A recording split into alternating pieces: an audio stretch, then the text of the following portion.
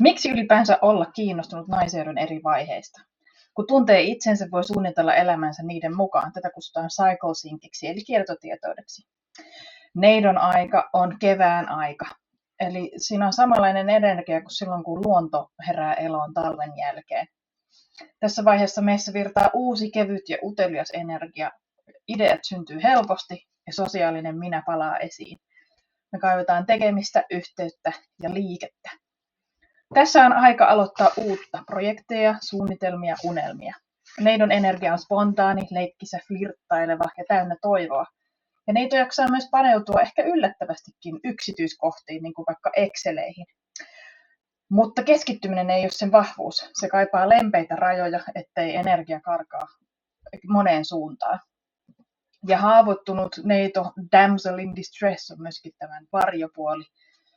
Ja monille vielä parantumaton haava.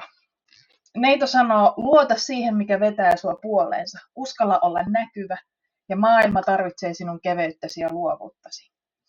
Tunnistatko sä neidon itsessäsi? Kerro.